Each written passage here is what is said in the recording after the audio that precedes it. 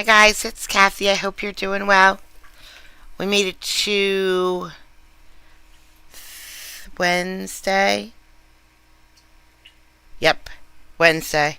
We made it to Wednesday. Whoo! Halfway through it this week. Even though my week starts basically on Tuesday. So I'm not halfway through this week. But normal people are halfway through with their week. We got a bunch of judges from Colorado today. I know you're shocked. I know. We got a bunch of defendants acting crazy. But, it'll make us feel better. Let's get started. Good morning, sir. Morning. This is 26 CR 2057. Again, 26 CR 2057. I have appearances. Sarah Stout on behalf of the people. Colin Groves on behalf of Mr. Hawthorne. Sir, before we talk about bond, sorry, Mr. Groves, did you have something to say? No, other than I guess now that I'm already talking, I will ask for a civil assist. Okay. It is domestic violence allegations, meaning it's subject to Brady and VRA. Named victim is Candace with a K Hernandez. Date of birth 1/12/76. Will activate provisions 1 through 7. So this means that you shall not harass, molest, intimidate, or retaliate against Ms. Hernandez. You shall stay away from her home and any location where she may be found. You may not contact her directly or indirectly. You may not possess, purchase, or control firearms, weapons, or ammunition. You shall relinquish any such objects within 24 hours of your release. You shall also complete an affidavit and file it with proof of relinquishment with the court within 7 business days. You may not possess or consume alcoholic beverages or controlled substances without a valid prescription. And I'll allow you to have a civil assist so that you can go back to that shared apartment if you need to get any personal belongings you might need during this interim period. You have to be accompanied by a sheriff's deputy when you do that, and it's up to you to get that set up. This is a court order. If you violate any of those conditions moving forward, you could subject yourself to additional criminal or contempt sanctions. And Mr. Hawthorne, I'm going to need you to sign and acknowledge a copy of it as soon as we're finished speaking. Yes, sir. And Mr. Gross, regarding bonds. Thank you, Your Honor. So, I will note, obviously, the first thing, anytime a protection order is getting put into place that I talk about with a person is whether or not they have a place to live that won't violate the conditions of the protection order. He does have a place to live that's not going to violate the protection order. That address, I believe, on the CPAT is his sister's address.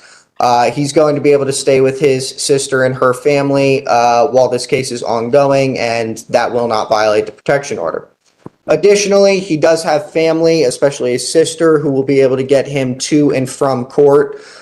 He has a driver's license and would be able to drive himself to and from court. I would just note that him and the alleged victim in this case shared the car, and so he's expecting during the pendency of this case, he's going to be either borrowing his sister's car or his sister will be able to drive him to and from court.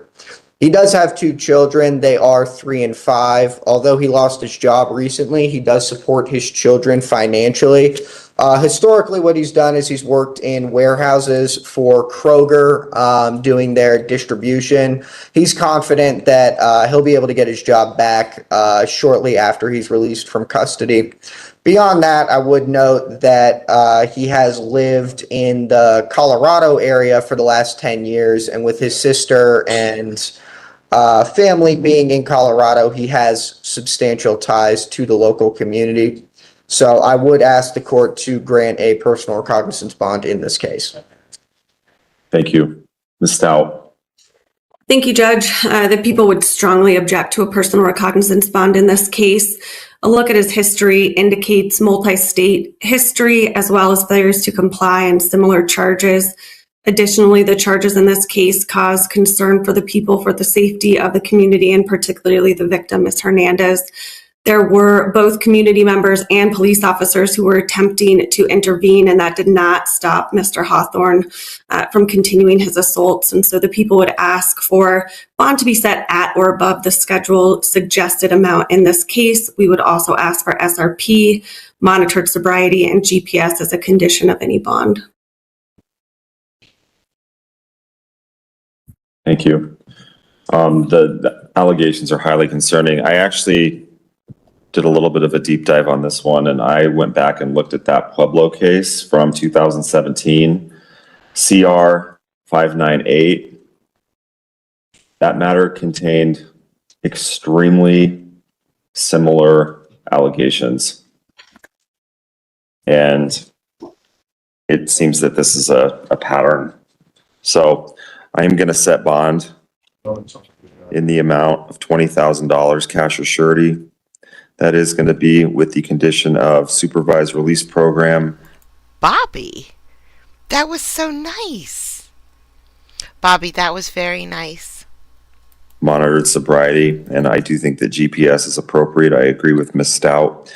I'm going to order a 2-mile exclusion zone around Ms. Hernandez's home and place of employment if applicable. Next court date's going to be August 4th, 1:30 p.m., Division R2 for return filing of charges. Good luck. Good morning, Your Honor. All righty, this is 26 CR 2058. Again, 26 CR 2058. Can I have appearances? Sarah Stout on behalf of the people. Colin Groves on behalf of Mr. Wheelock. Thank you, Mr. Groves, regarding bond. Thank you, Your Honor. Your Honor, so I am Kelly, thank you so much. I appreciate it, and I am so relieved that Chekhov is better. That cat. asking the court to authorize a PR bond. If the court's not inclined to authorize a PR bond, then I am asking the court to grant a deviation below the scheduled amount here. So first thing I want to note is he's lived in Colorado for his entire life. And if you look at his CPAT, he has a pretty limited criminal history. And in that limited criminal history, he does not have any failures to appear. One thing I imagine the court and the prosecution will be concerned about is the fact that he's currently under supervision. I have talked to him about that. Sounds like he has a good relationship with his probation officer currently, and he's anticipating on continuing to be able to work with them upon his release from custody. He does have 2 children, 3 and 1 year old, who he supports financially. He's got a valid driver's license. He has a car. He'll be able to drive himself to and from court. He has a stable living situation, so he lives with his mother as well as his girlfriend. They're a very good support system for him. And as far as the family, for his mom and his girlfriend and his children, he is the breadwinner. He has to be at work this Saturday. He is unsure how long his job will hold his space for him, but if he's released relatively soon here, he's confident that he will still have a place. He, when speaking to him, was very concerned about the responsibilities he has to take care of. Specifically as it relates to his mother and children and making sure their living situation stays stable. He wanted me to express to the court that he's willing to do intensive supervision, like the supervised release program, like monitored sobriety, like a GPS monitor, if that provides further assurances to the court. He wants to get out and be able to handle this case out of custody. Thank you. There's a lot of things going on here. I looked at the Denver case. It's really unfortunate because, so you're on a deferred judgment in that case, and you made every single court appearance. But this is concerning what we've got going on here. Ms. Stout. Thank you, Judge. I would object to any PR bond and would ask that the court set bond at or near the suggested amount. The people have concerns about the fact that there was a stolen firearm in the vehicle, which the affidavit indicates that Mr. Wetlock was clearly aware that he was not supposed to be in possession of. Additionally, that gun had 28 rounds, was stolen, and the vehicle had indicia that there might have been potential distribution based upon the other items that were found in a search of the vehicle. Based upon all of those factors, the people have serious concerns for community safety. I would agree. I don't have concerns that he won't show up to court, but the allegations in this case are serious and concerning for safety to the community. Thank you. Yeah, I agree. This is unfortunate, sir, but there is a lot of community safety concerns, and the allegations regarding the involvement of those firearms or the firearm with the ammo is very concerning to me. So I'm going to set bond at $75,000 cash or surety. Next court date is going to be August 4th, 1:30 p.m. Division R2 for return filing of charges. Good luck. Thank you, Your Honor. Real quick, Your Honor, would you mind giving me the case number one more time? Yeah, you bet. 26 CR 2058.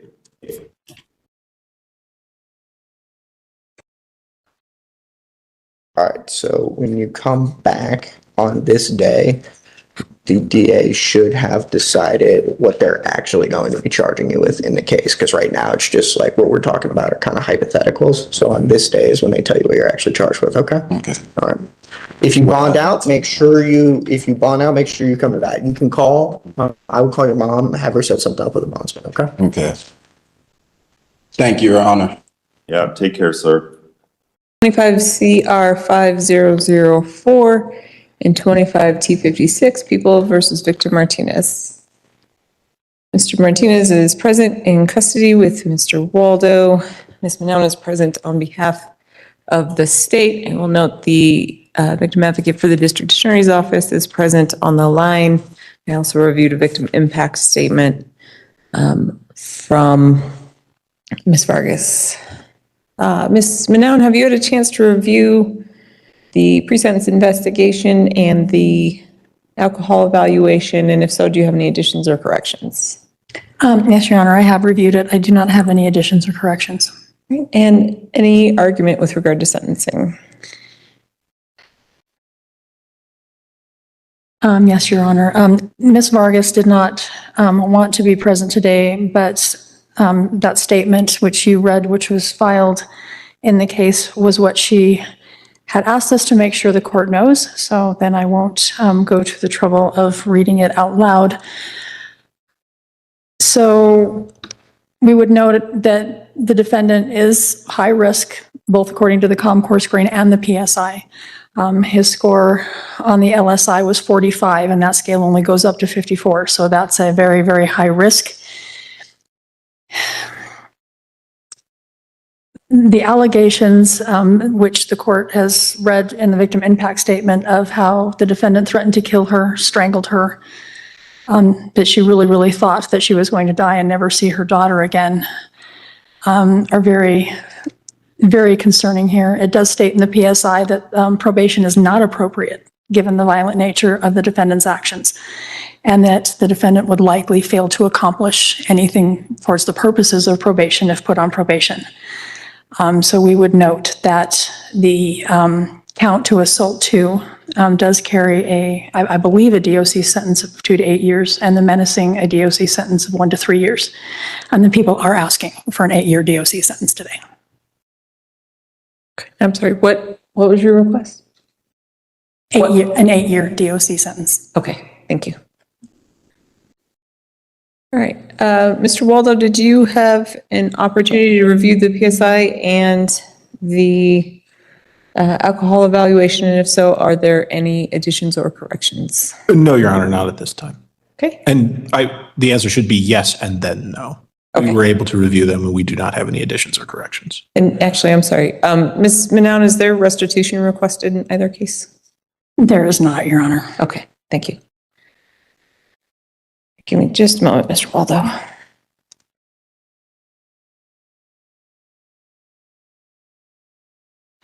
Okay, any argument, Mr. Waldo? Yes, Your Honor. Your Honor, I think in reviewing this PSI and then the subsequent rejection from community corrections,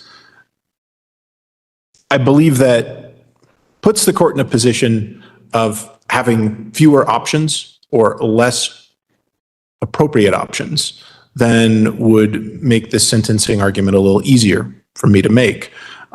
Because the real problem here is, I think the PSIR very clearly recommends that community corrections and the structure and stability in that environment would be beneficial for Mr. Martinez. And based on having represented him throughout the cases that he had here, I believe that. I think probation lists a concern that they think probation won't be structured enough to keep him and the community safe. I also think that they list, as I have heard from judges from my very first sentencing in felony court here in Colorado, that probation can sometimes look like it depreciates the seriousness of the crime. And as a result, courts can be reluctant to impose that as a sentence on a serious and violent felony. But for me, the problem begins with where I started representing Mr. Martinez. When I started representing him, he had one felony matter that, in my opinion, and I think in the opinion of the DA, ultimately was mischarged as a felony matter and was a misdemeanor matter. And he had a few other misdemeanor matters. And we worked really hard with Mr. Martinez to get him into substance abuse treatment. And for a significant period of time on those earlier matters, things were going really well. And then we just had a cataclysmic failure.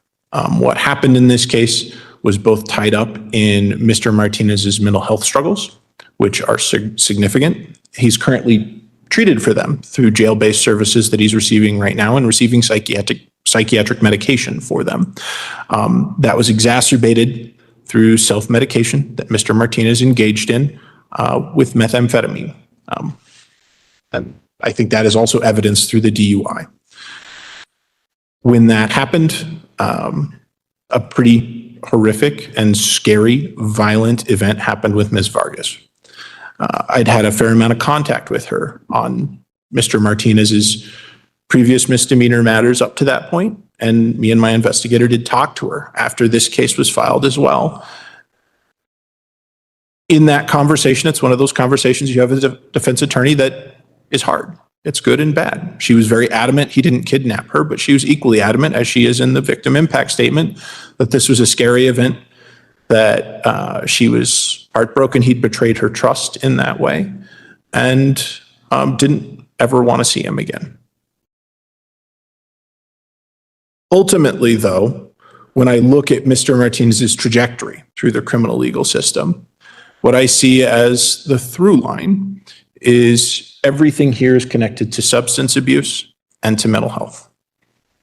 And that doesn't change that what happened was violent and very, very scary and very bad. But I think it's also appropriate to recognize that the Mr. Martinez we have in court today is not on methamphetamine, and he's on the psychiatric medications he should be on to control his. I'm going to stop you real quick. Sorry. Do we have a... Oh, okay. Sorry. I want to make sure we're on the record. Go ahead. Yes, Your Honor. And he's on the psychiatric medication necessary to control essentially his schizophrenia that he was treating with methamphetamine. And in my opinion, this puts the court on the horns of a thorny dilemma that exists really as an undercurrent throughout all of the criminal legal system in the United States of America. And that is the Mr. Martinez we have here today is accountable and is taking accountability for a bad thing that he did. But when he did that bad thing, he was not in many ways the same man that is in front of you today. Saying, just put Mr. Martinez on probation and hope he does well is not a great argument to make. And I recognize the court is going to look at that very skeptically, as you should. But at the same time, saying, send him to prison where he will receive not the same level of attention to treatment, and will eventually be done with that sentence, regardless of the length imposed by the court, and then we'll be back in the world and struggling with the same challenges that he was struggling in when these cases occurred, is not really a satisfying answer either. This is ultimately why I look at community corrections and say, that might have been really the most efficient and economical use of resources in the criminal legal system. It might also have been the safest for Mr. Martinez and the safest for the state of Colorado as far as trying to make sure that he continues taking those psychoactive medications that he needs and staying off the illicit substances that exacerbate those problems. Unfortunately, you're presented with this really stark contrast. Either you go and you give him probation, or you just go and you give him prison. Mr. Martinez's request today is a sentence to probation. I think for practical reasons, although it is in many ways a difficult sell to the more retributive elements of the criminal legal system that are in statute and are listed there, it is a safer bet for the state of Colorado to do that. And I think for very pragmatic reasons. The first is, if the court places Mr. Martinez on probation, he will succeed or fail. If he fails, he will be arrested and taken into custody quite rapidly. He has strong ties to the Valley. Once a warrant is issued for a probation failure to comply, he'll be in custody very quickly. And I think the court will absolutely know what it's doing with his case after that. If he succeeds on probation and he takes the sobriety that he's had, which is almost 9 months of sobriety at this point, in custody, of staying on those psychoactives that he needs to keep his head in the right place, then in many ways, the court will have been post hoc justified in choosing that sentence. The state of Colorado will be safer because Mr. Martinez will be on that right track towards maintaining that sobriety and maintaining the mental health stability that will help him maintain that sobriety. On the other hand, if the court finds that probation is just not appropriate in a case like this, then I would say it's appropriate for the court to consider some of these things not as justifications, but as mitigating circumstances. Mr. Martinez does not have a long history of felonies. In fact, these are his first felony convictions, and he now has 2 of them. If he obtains more felony convictions in the future, he is potentially subjected to greater sanction as a result of that.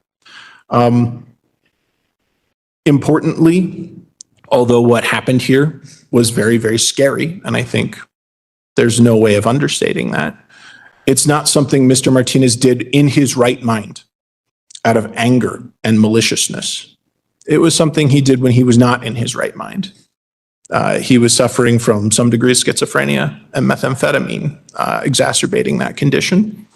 And it's something that the Mr. Martinez who's in court here today is actively crying about hearing me describe, even in very loose terms. So I'd ask that the court consider that in imposing a sentence. If you're going to impose a sentence to the Department of Corrections, I'd ask that the court impose a sentence in the midpoint. Normally, for someone with Mr. Martinez's criminal history, I'd ask for something on the lower end. But based on the facts in this case, I think a maximum sentence should be reserved for the worst possible offender who had committed a crime of this nature, the minimum for someone who had limited criminal history, and one towards the midpoint, towards 4 years, for someone in Mr. Martinez's circumstance, where this was not something he did intentionally because he had evil in his heart, but because he was in a very bad place in regard to mental health and drug use, which he's responsible for, and will certainly do time in prison for if that's what the court decides to sentence him to. But I don't believe he's deserving of a maximum sentence, Your Honor. Thank you. Mr. Martinez, you have a right to make a statement to me if you want to, but you do not have to, and I won't hold it against you if you choose not to. Knowing that, is there anything you'd like to tell me about yourself for this case you'd like me to consider? And go towards the microphone, if you will. All right. My name is Victor Martinez. I've had an addiction since I was 14 years old. And that's 19 years, a long addiction, and I don't really think right a lot of the time. It's taken a lot of my mind out of me. And I know I made a mistake, and I'm not very comfortable with this mistake I made. It wasn't very adult of me. And I just feel like I could be a better person. And if I could given the chance, I could be a better person. But if not, then that's what I get. You know what I mean? I guess that's what I deserve. But honestly, ma'am, I think I deserve a chance, one last chance to prove to the court system that I'm not, as he said, the evil man that everybody thinks I am.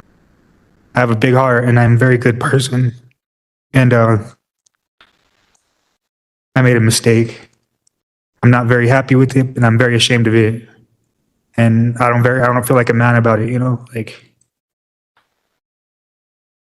I know that I could be a better person if I try. I have a grandmother and a brother who's in a wheelchair, and my mom who had a stroke, and a grandfather that I got to take care of. They're only getting older, and I know where my heart's at now. Like I know what I have to do to take care of myself and to take care of them. And that's all I have to say. Thank you. Thank you. Mr. Martinez, when I was reviewing your pre-sentence investigation, I did see and read the statement that you wrote asking for a second chance. And what I was struck by was the number of second chances you've been given. Not just in your criminal history, but in the course of these cases as they came up. I was also struck by the number of cases you picked up in a 3-week period of time last year, including the DUI, including 2 other domestic violence offenses. So while I understand you were not in your right mind and your mental health disorder is not your fault, your substance use disorder is not your fault, but both are your responsibility. They are not the responsibility of law enforcement. They're not Mr. Waldo's responsibility. They are not Ms. Vargas's responsibility. They are your responsibility, and you did not take that responsibility. Yeah. Nope, it's my turn. During the course of what can only be described as a rampage through Conejos County last year, your mom still was a person who had had a stroke. Your brother was still a person who was in a wheelchair. Your grandparents were still people who needed your help. And so I'm not really compelled by the fact that you say here today, they need me and I'll take the chance this time, because you won't. And the reason I say that, while I give you a lot of credit, and I find it mitigating that you had so much candor in your pre-sentence investigation and your alcohol evaluation, that was a very honest statement. You said, I can't go back to my grandma's house because the person I buy drugs from lives right down the street. And this was the first time I got caught driving high. Both are true, and both are indications to me that putting you on probation at this point would not only do a disservice to you, but will very, very seriously endanger the people in Conejos County. And that's not something I'm willing to do. But that being said, this is your first DUI. This is your first felony conviction case, even though there's 2 convictions in it. I'm taking that into consideration. So I'm also taking into consideration the number and seriousness of the cases that were dismissed and your criminal history and your inability to succeed on probation previously. I'm also taking into consideration, it's called an LSI score, a level service index score, which I will tell you, quite frankly, was the highest score I have ever seen in a 20-year career. And that was particularly shocking to me because I have represented career criminals. And I've never seen someone with a score that high, let alone someone who this is their first serious conviction. And I'm not saying that to make you feel bad, but I'm saying that that's an indication to me that probation would not serve you right now. But I also agree with your attorney. You don't deserve a maximum sentence. That would not be appropriate. You do deserve a right to be treated similarly to those in your same situation. You also deserve a chance to remain stabilized while you get the help that you need. Because there are services out there to get the help you need and to be able to experience that success before you come back into this community. So those are the things I'm considering when I sentence you. So with regard to your DUI case, well, normally I'd place you on probation for that and order treatment because of the sentence I'm giving you in your felony. That wouldn't do you a service. Because then you would do everything you need to do for your felony, and then you just have to come back and redo probation all over again, and that's not helpful to you. And so in that case, what I'm going to sentence you to is 180 days in the county jail. I will give you credit for 180 days already served. I will order $0 restitution. I'm going to order a $600 fine, but that fine is suspended. And there are some court costs, and you will need to pay those at some point. And that sentence is going to be consecutive to your felony sentence. So you're done with your DUI sentence, except eventually you'll need to pay the court costs, and that is it. With regard to your felony, I'm going to sentence you to 4 years in the Department of Corrections. And this is concurrent on both counts, on both felony counts. Give you 72 days credit for time served. There's 3 years of mandatory parole. However, I'm going to extend, you have a right normally to request a reconsideration of your sentence within, I think it's 125 days or 120 days, something like that. I'm going to extend that to the full 4 years. Very specifically, what would cause me to reconsider your sentence is if you got into an inpatient dual diagnosis program. I don't know if the Circle program is still a thing. That is an example of it. A program that could treat both things that are going on with you. All right.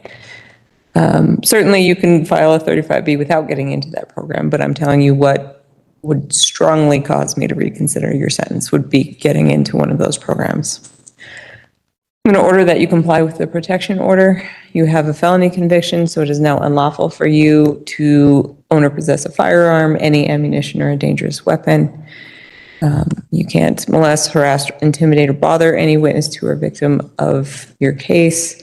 No alcohol or controlled substances without a prescription.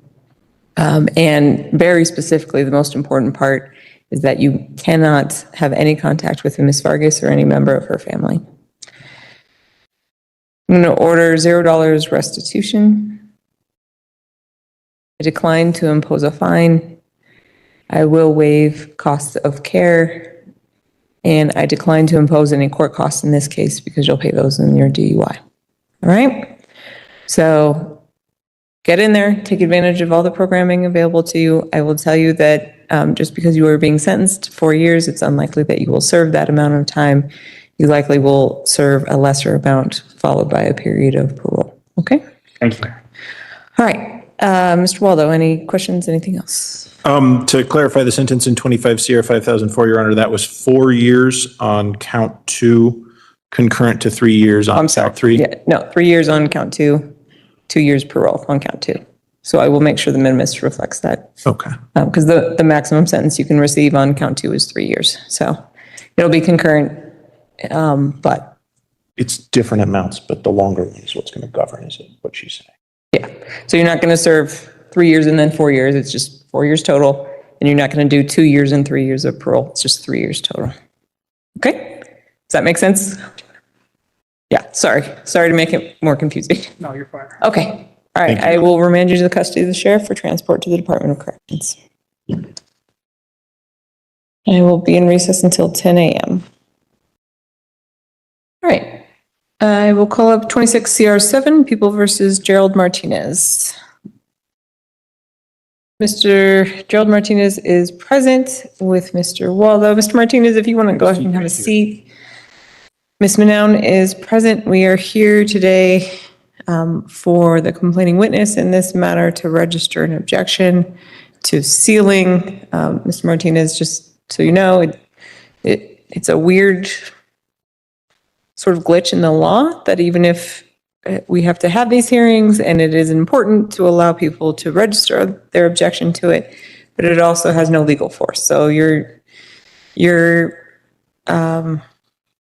case is still going to be sealed, but I have to give Mr. Joe Martinez an opportunity to register any objection to that. Okay?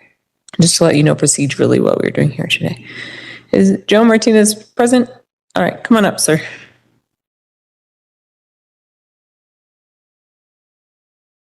All right, Mr. Martinez, as I was saying, this is a weird glitch in the law, so that even though you have an objection, and I hear you that you have an objection, his case is still going to be sealed. But I do want to hear from you why you object to it being sealed. I will tell you that this is not a civil case, and so you had raised some issues about some past due rent and some other civil issues, which you are still certainly welcome to pursue civilly, but his criminal case is done with. Okay, so go ahead and you can let me know why you object to it being sealed. I object because the witness he has are false witnesses. You know, they're drinking buddies with him, and the only witness that was there was Solomon Gonzalez. On April 3rd, I gave him the bill of the taxes. We had just got the taxes, and I told him I already paid my part. This is how much you owe. I told him, man, you got to start paying me because I noticed that you got your disability it's in February. They say, you promised me when you got your disability, you would start paying me, and he attacks me. I'm walking away, and he attacks me from behind, and Solomon's between us, saying that, just stop, Gerald, what are you doing? All he wants is to get paid. That's all I told him. And I'm freaking out because they're saying that he has witnesses, and no, there was no witnesses there. Only Solomon Gonzalez acting in between us, and I'm backing up while he's punching at me, and I fell over some boards. And he jumped on top of me that he's not going to pay me, he's going to kill me. And I got a letter from Hopkins stating that they're going to act on surveillance cameras because surveillance cameras is my defense. Also, Solomon Gonzalez is my witness that that's what happened there. And that's why I object for them to dismiss any of the charges because of that reason. And the letters I have is they're going to act on surveillance cameras, which they're in effect in 3 different places, at the mental health, at the maintenance shop, and at the house, at 407 Walnut. And there's no witnesses there. They're falsified witnesses, and that's all there is to it. And the surveillance camera is going to show that. Okay. All right, Mr. Martinez, as I think maybe Ms. Manown or her colleague has explained, whenever there's a criminal case, it is the district attorney's obligation to prove those charges beyond a reasonable doubt. That's a very, very high standard in the law. And it is solely for them to determine whether or not they can do that from the evidence that is available to them. Ms. Manown has reviewed the evidence that is available to her, including considering the things that you indicated in your letter, and has made the determination that they cannot meet that burden. And so the case has already been dismissed. All right. That has already occurred. Okay, well, I would have to appeal that because I don't want Well, to. sir, you do not have a right to appeal that. The case is done. Okay. If you have civil issues, like I said, including the issues with regard to back rent or back taxes and those sorts of things, you certainly do have a right to file a civil case to retrieve those things, but this case is done. Because I was sent to a hospital. I've been there 4 times already because of this. Okay. You know, and there's false witness. It is. It's true. Okay. See, according to the letter that Hopkins sent me, I am that Judge they're going to Hopkins. act on that, on them turning cameras. That is not what it said, sir. I am Judge Hopkins. I'm the person who wrote that. That is not what it said. That's what it says right here. So Let me show you here. I know what it says, sir. I wrote it. So, Mr. Martinez, I've registered your objection to the sealing. And so if you want paperwork to be able to file a civil suit, you can get that from the court's website, which is coloradojudicial.gov. We also have what's called a self-help litigant representative, she works mainly out of Alamosa. So if you wanted to make an appointment with her, just call the Alamosa courthouse and they can make arrangements. She does come Okay, well, down I here. would have to do that so I could file a civil suit then or whatever I have to do. Okay. Yeah, because there's false witnesses. I'm telling you the truth. Okay. All right. You can do that. You can file the I don't have a paperwork. computer. I don't have a computer or website to do that. Okay. Well, we also have a self-help center in Alamosa at the Alamosa courthouse, which has computers so you can get the forms and stuff from there. So I would encourage you to contact the Alamosa courthouse and make an appointment with them and they can help you get that paperwork. Okay. Okay, I already went with Lisa Mizell. That's who I'm talking about. Okay. Yeah. So if you need any other help, Ms. Mizell can help you with figuring out the forms. Okay. I want to pursue this all the way because it's not right that them dismiss a case without me going to court. That's what I was asking to take it to court, bring the witnesses in, and that's what I'm appealing then. And Okay, that's why I want to pursue sir, that. again, you don't have a right to appeal that. It is solely their discretion. They have made that decision. And so that Mr. Gerald Martinez's criminal case from this incident is done. Well, that's wrong according to the laws. According to the law, I have a right to take it to court according to the laws. Okay, well, I disagree with you, sir, but we're not going to argue about that because it is what it is. And so I have granted their motion to dismiss. So I would encourage you, if you want to pursue the civil matter, to continue talking to Ms. Mizell so she can help you with that paperwork. Okay, Okay. that's what I need to do then. Okay. Okay, All thank right. you. Thank you, sir. Have a nice day. All right. Good morning. Can you hear okay? Con ruido. Sí. The court calls 26T3737. Mr. Carlos Lazo Garcia appears here on summons today, being assisted by a Spanish-speaking interpreter.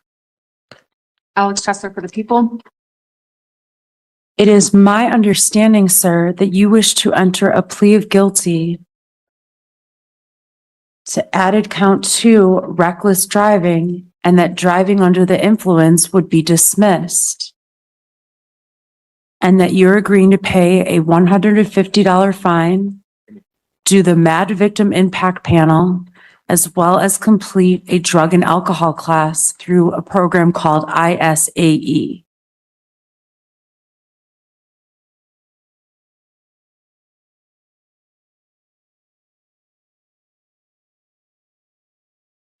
What does ISAE stand for? That is the one set of acronyms we don't have up here on our list.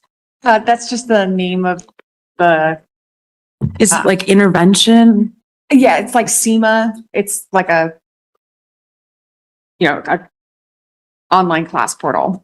Well, I'm presuming that alcohol education are the last two words. What's the IS? Is it substances or? No, that's the name of the company, Oh, okay. like ISAE classes.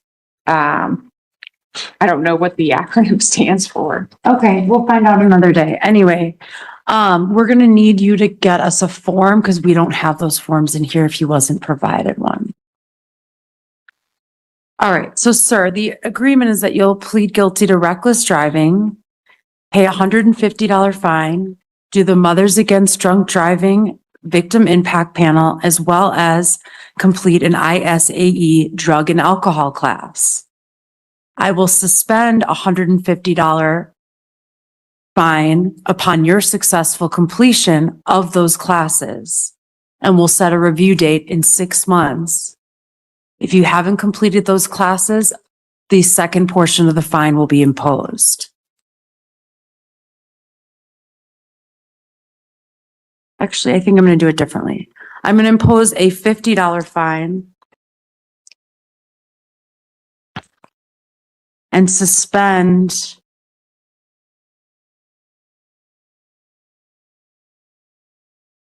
$50 fine. You will pay the $250 if you do not do those classes. Do you understand, sir? Okay. But $50 will be imposed today. Is that agreeable, Ms. Tressler? Yes, Your Honor. Sir, do you understand the plea agreement today that you're pleading to reckless driving? The driving under the influence will be dismissed. I'm imposing a small fine today, but suspending a large fine upon your successful completion of the victim impact panel and the drug and alcohol class. Does that sound agreeable to you? Sí. Yes. Okay. ¿Cuáles Do you remember? son los cargos que se me van a quedar? You were originally facing driving under the influence, the allegations that you drove under the influence of fentanyl. But the district attorney, it's my understanding, they may or may not be able to prove the driving under the influence, and there are allegations of reckless driving. And so you're pleading guilty to the reckless driving, and the driving under the influence is now it will be dismissed if you decide to go forward with this plea agreement. ¿Qué quiere decir sobreseído? What is dismissed?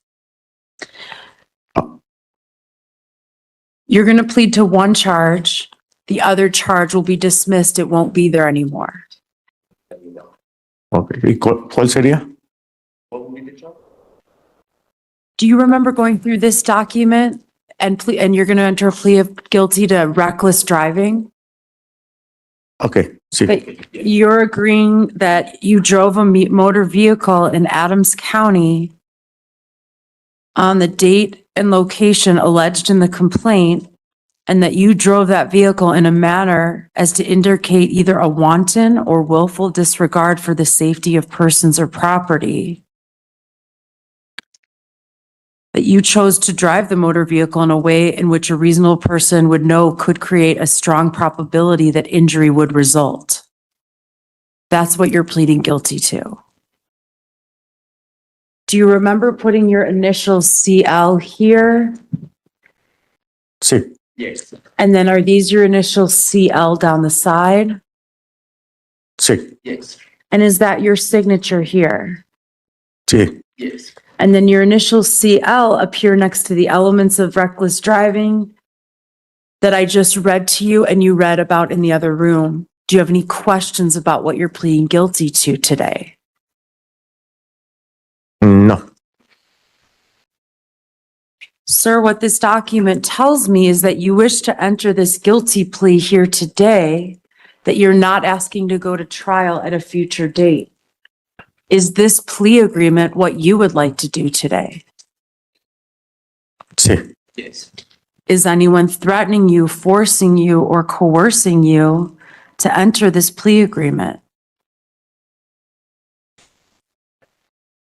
no, Are you under the influence of any medications, drugs, or alcohol? no, Do you feel like you're thinking clearly here to go forward with this agreement today? sí. Ms. Tressler, can you please provide a factual basis? Your Honor, in this case, officers were dispatched regarding suspicious persons allegedly trying to break into a vehicle. When they arrived, they found concerned citizens trying to wake the defendant who had been passed out in the driver's seat of the vehicle. The officers had to eventually break the window to get the defendant out of the vehicle. It appeared that he had overdosed.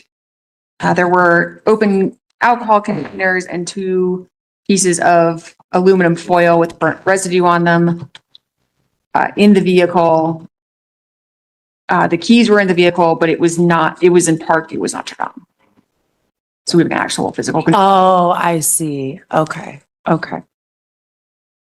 Mr. Lazo Garcia, is there anything you want me to know about what occurred that day?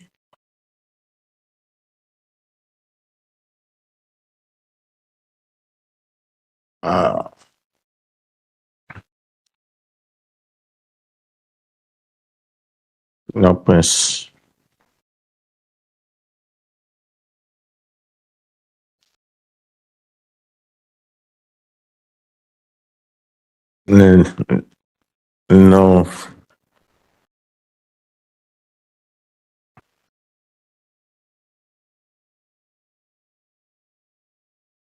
No, no, Judge.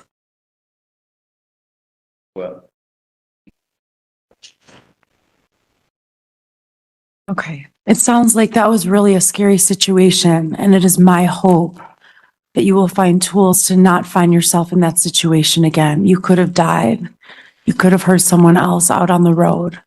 And I want to see you successfully complete these classes to help you move forward on a better path. Okay, sir?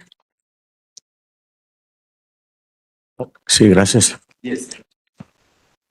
All right. Are you okay, sir? Sí. Okay, you just appeared like you were having trouble breathing, and I want to make sure if you need to sit down or there's something else to let us No, know. no, estoy bien. Gracias. Un poco nervioso nada más. Okay, all right. I can also understand that being in a courtroom can be nerve-wracking, and so we'll go step by step through the process, okay? All right. Based on my understanding of what occurred, I do believe this plea agreement is reasonable. I will agree to dismiss the driving under the influence charge and go forward with the plea agreement of the parties. A conviction will enter as to reckless driving. I am imposing a $50 fine plus court costs. You will need to complete the MAD victim impact panel and an ISAE drug and alcohol class. I'm going to suspend the other $250 portion of the fine upon your successful completion of those classes. I'm going to give you a review date. Do you think you can complete those classes in 4 months or 6 months? En 4 meses. All right, we'll give you a review date in 4 months to make sure you've completed those classes. Ms. Tressler, was Ms. Belinsky kindly bringing in the form? Thank you. Okay. In a moment, I'm going to have you see my clerk, and you're going to get a form from the district attorney so you can sign up for the classes in the MAD Victim Impact Panel. On the podium is a setting slip where you're going to write the review date when you're ordered to come back and show proof of completion of the classes, okay? So please get out the setting slip and I'll give you the review date. For last month, maybe 4 months and some change.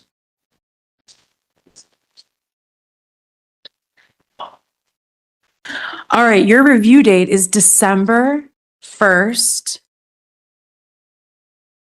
2026 at 8:30 a.m. in the First Appearance Center, where you first came in today. That is the date when you need to bring proof that you completed those classes. If you don't complete the classes, the $250 additional fine will be imposed.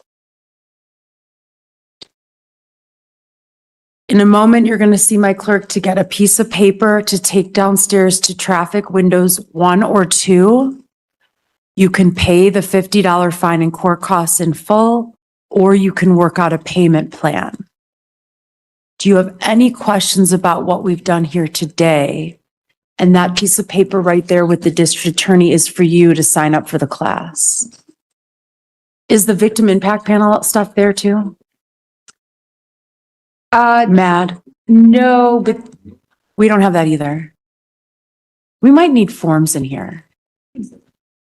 I may or may not have told one of your colleagues that we need forms in here, just for future. So one moment, sir. We want to get you all the forms you need so you can sign up for the classes.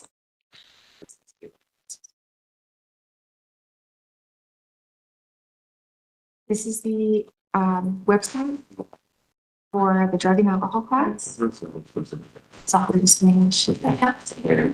And then you need to go to madvip.org to sign up for the Mothers Against Drunk Driving.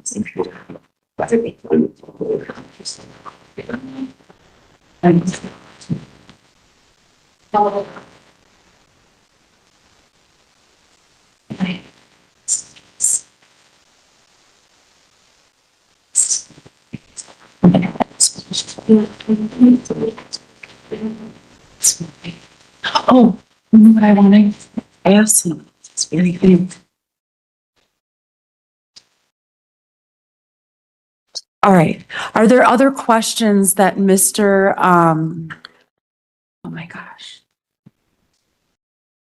Entonces, no, Mr. Lazo Garcia has? el día que tengo que entregar las clases es el 1 de diciembre, el 26 a las 8:30.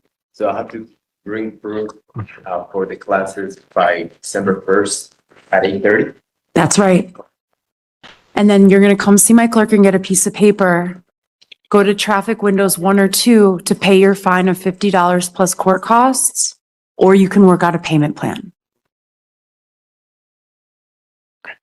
Please come see my clerk, and I wish you the best of luck, sir.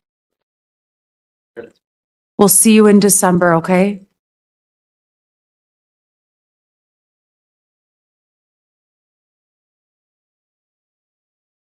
We have one more. Sure.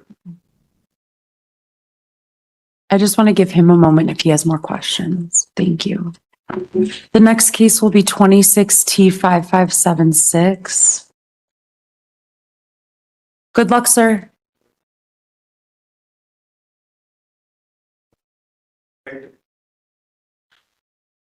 All right, Hector Castillo Cordero, please come up to the podium. All right, good morning, Mr. Castillo Cordero. Good morning.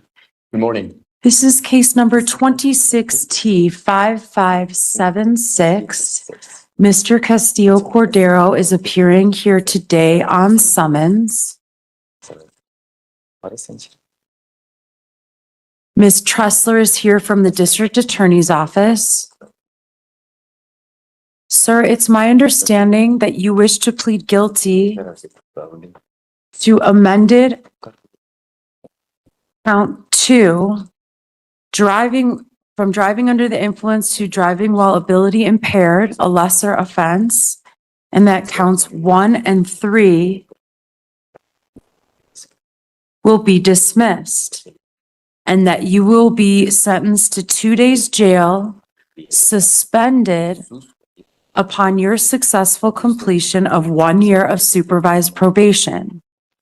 While you're on probation, you will complete 24 hours of community service, an alcohol evaluation and treatment, as well as the MAD Victim Impact Panel, and pay a $200 fine. Is that your understanding of the agreement, sir? Yes. Yes.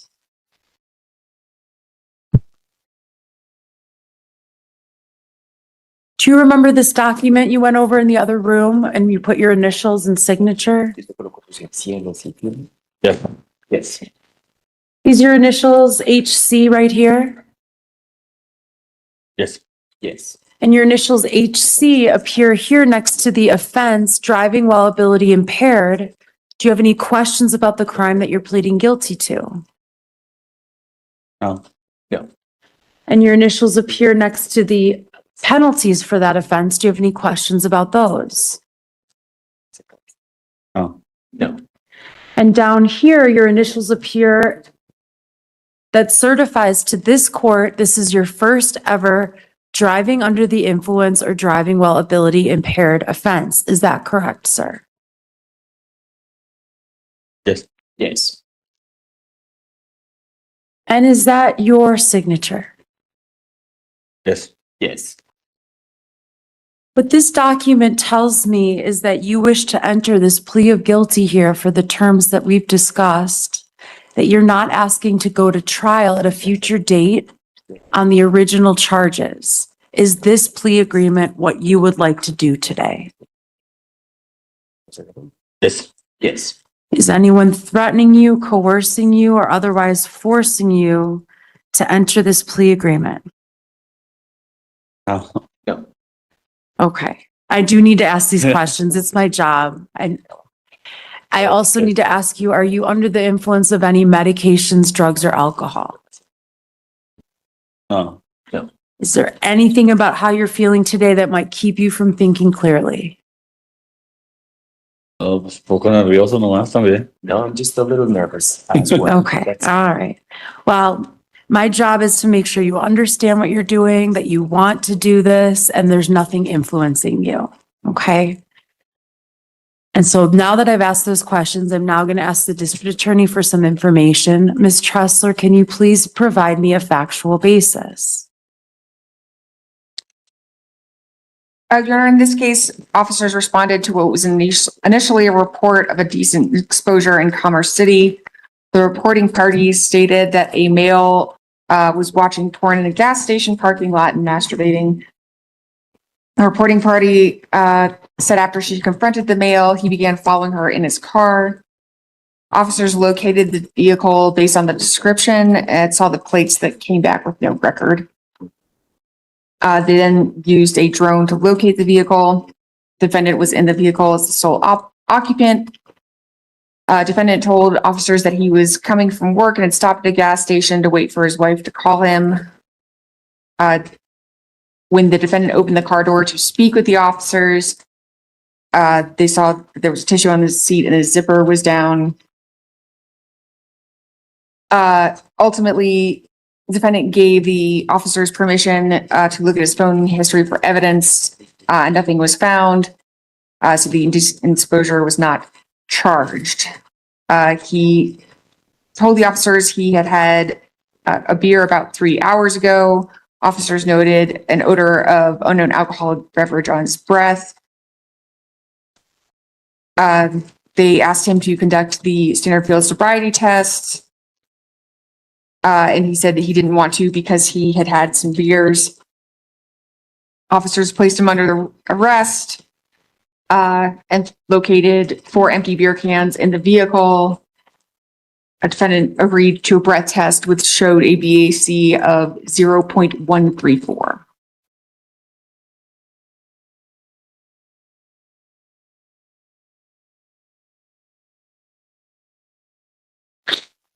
Mr. Castillo Cordero, is there anything that you want me to know about what occurred or any information you wish to share?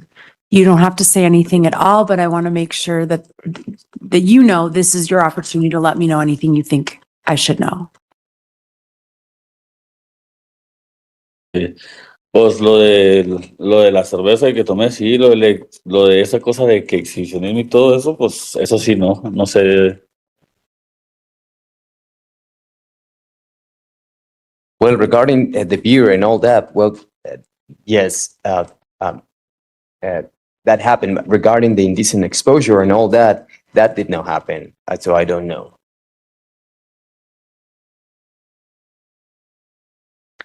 All right. Well, as you can imagine,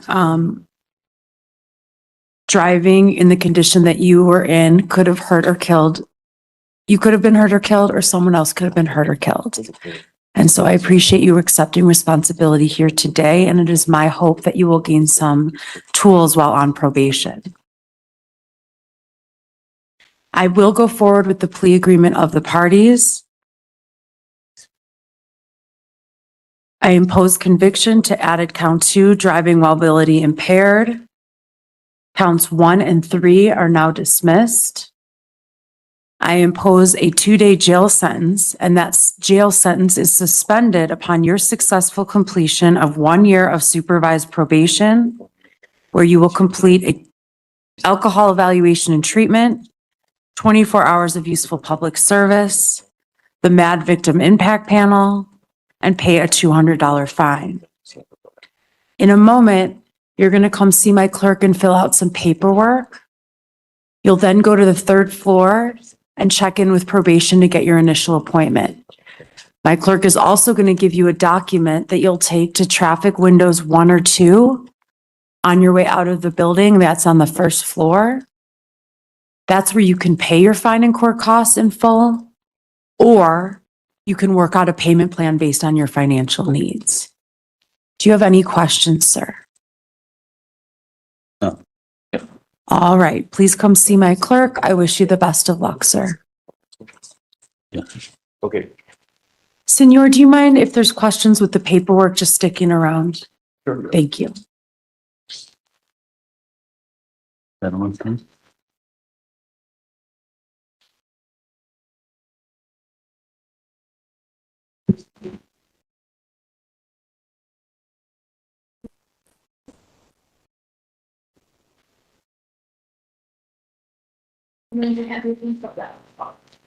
Next case, Ms. Tressler, is 26T5612. Ms. Tina Lucero, could you please come up to the podium?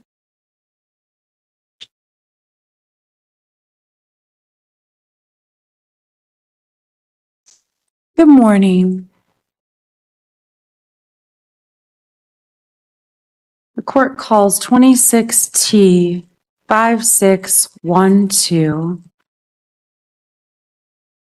Ms. Lucero appears here on summons today. Ms. Tressler appears from the district attorney's office.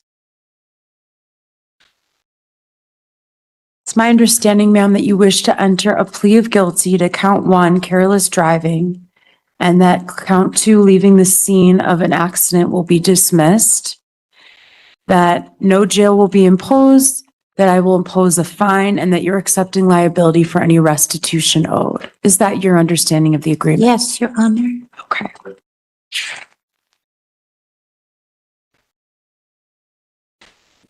Muchas gracias. Tengan un buen día. Do you remember going over this document in the other room? Yes, Your Honor. All right. And you put your initials here and here and here? Yes, All right. And then are these your initials down the side here? yes, Your Honor. Okay. And is that your signature? Yes. And then you put your initials here next to the elements of careless driving. Do you have any questions about what you're pleading guilty to here today? No, Your Honor. What this document tells me is that you wish to enter this guilty plea here today for the terms that I've articulated. That you are not asking to go to trial at a future date where the district attorney would have to prove the original charges beyond a reasonable doubt to a jury or to a court. Is this plea agreement what you would like to do? Yes. Is anyone threatening you, forcing you, or coercing you to enter this plea agreement? No, Your Honor. Are you under the influence of any medications, drugs, or alcohol? No, Your Honor.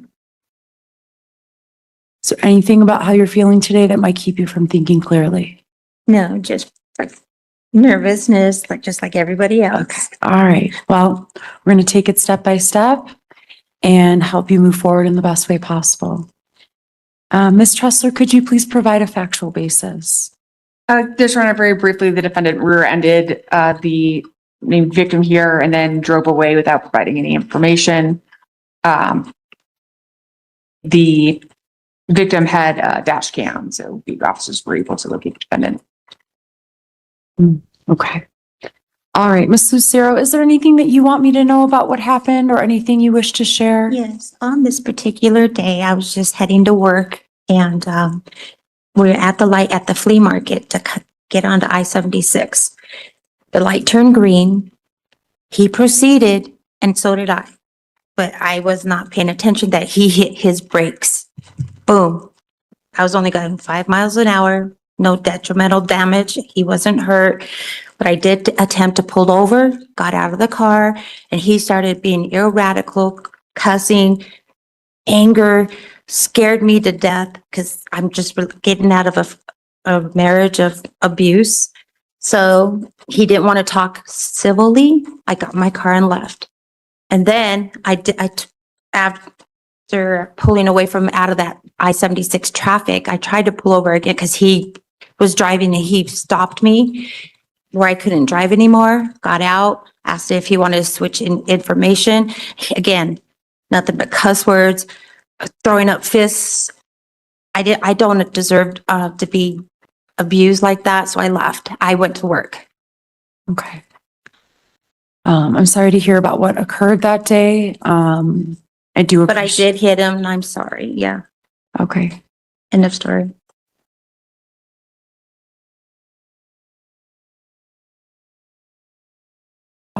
Well, I appreciate you accepting responsibility under all of the circumstances that I have heard here today.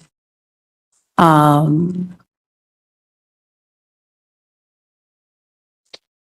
am going to go forward with the plea agreement of the parties. Conviction enters as to the careless driving charge.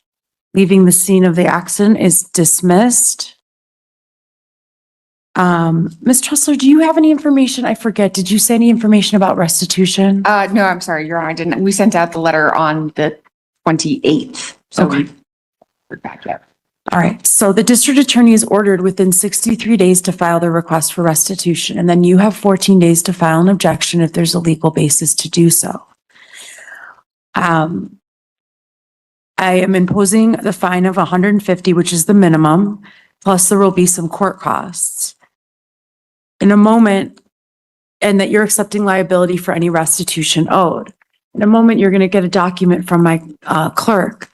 That's what you'll take downstairs to traffic windows 1 or 2. You can pay your fine and court costs in full, or you can work out a payment plan. While you're there, confirm your address is correct on our court files. That is the way you'll find out about restitution. And then, as I said, as soon as you receive that, if you believe there's an issue, a legal issue to address, file an objection and we would set a hearing. Okay? Thank you, Your Honor. I appreciate you. All right. Do you have any questions? No, All right. Please come see my clerk. I wish you the best of luck. thank you. Do we know if the 11 a.m. is interpreter? People versus Smith, 26 CR 3080. Yes, me, Dathan Allen Smith, right? All right, what, excuse me? Dathan Allen Smith, right? Let's get the Smiths right. It's Dathan Allen Smith, Hang on. the one and only. Well, I have a Dathan. Yes, Is that your first name? that's my first name. That's you then. Yes, did. Okay. 26 CR 3086. Did you watch the video? Yeah, I watched it. Any questions? Yes, I got a lot of questions. A lot of questions, Your Honor. Okay. First of all, Questions about your rights or questions. I know my rights. I'm a very intelligent man. First of all, I turned myself in for this crime they say I committed that I didn't commit, which was, what's the crime? Because you didn't tell me. I heard a lot of drug. I thought I was in the wrong court because it's a lot of drug and they said all kinds of crimes. Yeah, I know. But I'm in here. Is it a hit and run? That's what I'm here for, right? Let me get it right. You are, well, let me tell you the charges. Yeah, And then tell you me can the look at the penalty. Okay, listen. I don't know what was going on, but did it stop the stream for you? Or have you been able to hear this case so far?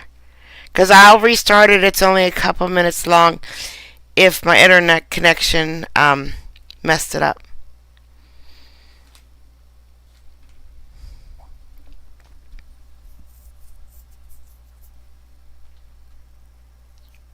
I don't see anybody complaining that they can't see the stream.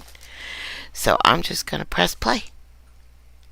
He's on the chart, and then we'll go back to one of your questions are. Yes, please. So you've got one count of leaving the scene of an accident. Now, I'm not saying Yeah. guilty of I know any of you. this. I'm just telling you what. I know, is Your charged. Honor. I thank you. I just want to know what is my charges right now. Okay, so count one is leaving the scene of an accident. That is a class 4 felony. So if you look at the chart, it'll tell you the possible. Hold on, class 4. Second charge is vehicular assault. That's also a class 4 felony, same penalties. The next charge is driving under the influence. That's an unclassified misdemeanor. But the penalties are on the chart there. Okay, class 4. And then failure to report an accident or return to the scene, which is a class 2 misdemeanor traffic offense. Okay. So those are the charges. Now, you got questions? Yeah, I have a lot of questions. First of all, when I turned myself in through the detective, I turned myself in.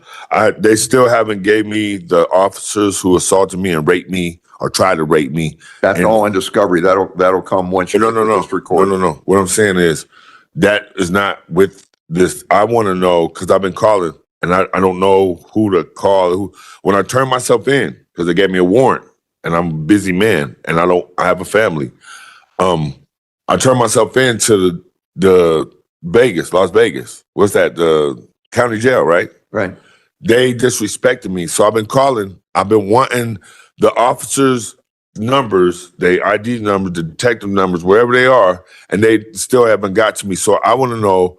I know I got to go through these things. I've been in the penitentiary. I did this a long time. I'm 47 years old. You know the process. I know the process. But what I want to know is how do I get these officers that stole my money? They did all this. And I felt like when coming to court, and I don't know if I have to wait till another due date. They got my car, but they sent me, the DMV sent me the assets of the lady because the lady hit me. Downtown. I work downtown. The lady hit me. Okay, but not, you really don't want to talk about that. Yeah, that's not. But listen, all I'm saying is they sent me the discovery of, where she hit me, but they still hold my car. Do I have to get a lawyer? Because I know this is first appearance, but really I want to know how do I get the officers' names that when I turn myself in, because I turned myself in, the detective gave me a warrant for this crime. and I'm good with it. Went and turned myself in, and they sexually harassed me. They kept me in there for 7 hours. Now I got a bondsman, I got a lawyer, but what I'm saying is I want to know who these officers are, and I've been calling. And as you as the head, you don't know? Sir, I don't know. All I know is what you're charged with. You can't even give me no. Hang on, let me talk. I'm not the judge handling the case. I'm just here to do the advisement. When you get to district court, if you have an attorney or if you apply for public defender and get them on board, then they can help you with all of that. So you don't know what. But this is, I can't, I'm not in any. Because I've been calling, and it's like, I don't know. I understand your. You know what I mean? I don't know what to do, but I want to do something. And you know what I'm saying? So I thought when I came here, I can ask you, since you're the highest in charge, right? That you could be like, oh, go do this or go do that, because I've been calling and calling and calling and calling. And it's so what I can tell you just from what you've told me is you're probably dealing with two different things. Yeah. You've got this, you got a lot this of things. Yes. to deal with, but then the way you were treated and all, there may be some other action you can take on that. Yes. And I'm not. But that's where you need a lawyer. Okay, cool. All right. Y'all ready? Okay, let's get you your new court date. All right, guys. Thank you so much for coming out today. I really appreciate it. Let's get through this Wednesday. Let's have a great day. I'll see you. I work tonight. I cannot stream tonight. I work tonight. So there's no stream tonight. I'll see you tomorrow morning. I should have put a premiere together. Wednesday came up on me so fast I forgot it was Wednesday. And I don't have time. I leave in 1 hour, so I'll see you all tomorrow. Behave, okay? Bye, guys.